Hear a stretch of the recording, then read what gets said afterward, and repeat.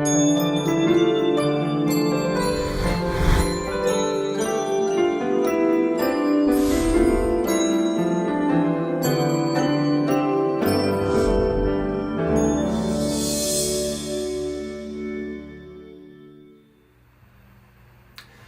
it's been a while since I've done a book review, but I'll do as my best as possible to review this book.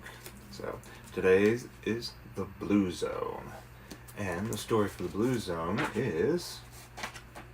Everything in Kate Robb's life seemed perfect. She has an amazing family, an invigorating job straight out of college, and a boyfriend she adores. Then a phone call changes everything. Her father, a successful businessman, a man she has always trusted and admired, is in trouble with the law. He's innocent, he insists, but the only way out of this, his testimony against his accomplices and the immediate placement of the family deep inside the witness protection program. He accepts, and everyone is prepared to go into hiding, until one of them suddenly gets cold feet. In a flash, Kate's perfect life is gone. Now, a year later, her worst fears have been realized. Kate's father suddenly disappears into what the WITSEC agency calls the Blue Zone, and someone very important to him is found brutally murdered. As Kate digs into her father's life, the shocking truth she finds sets in motion a decades-old vendetta. With her family under constant watch, the FBI untrustworthy, and her father's menacing friends circling her with increasing intensity, Kate alone must set off to find her missing father and uncover the secrets someone will kill to keep buried.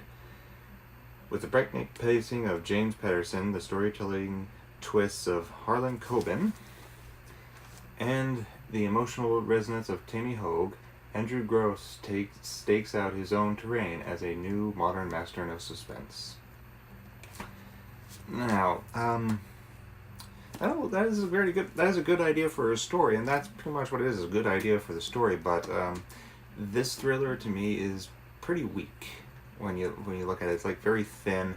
There are actually some good thrilling moments, like some good suspenseful stuff, but they're very sprinkled about. There's like, it's like, okay, yeah, the first beginning, yeah, we're getting there, and then, oh my god, something happens, and then they have to do something, okay, then it's just dull. Then maybe something happens, but not too big, and it's just dull, like nothing much. Then something big happens, and then dull, and nothing really happens until the climax of the book. And that's the only time it gets really suspenseful. So thrilling-wise, it's kind of weak, not much goes on. The characters are kind of weak as well, but then again, it's a weak thriller, so you kind of have to expect that. You're only in there for the thrills and chills and suspense, but there's not much going on. The one thing that really annoyed me with this book, though, was the main character of Kate. It was like when she was getting to the core of what was going on and this and that, she just suddenly be like, I have to be somewhere. It's like they're about to you're not really asking the questions right, you know? You're trying to figure out what's going on, this and that. It's like at the end, she's finally talking to her father, or she's talking to the person that's associated with the father that could tell her secrets and this and that, and she brushes them off. It's like, they're going to tell you. You just have to ask it properly, but you're not asking the question. Or they're going to tell you, and you're just like, I have to go, I have to leave. And it's like, she was really annoying the entire time. And it was like, oh my god. And then it was like, it wasn't until like point blank, like people are shooting people in front of her, that the secrets finally came out that she couldn't wait to hear earlier beforehand. Now you have to wait till here, and it's just like, oh my god. So fucking annoying.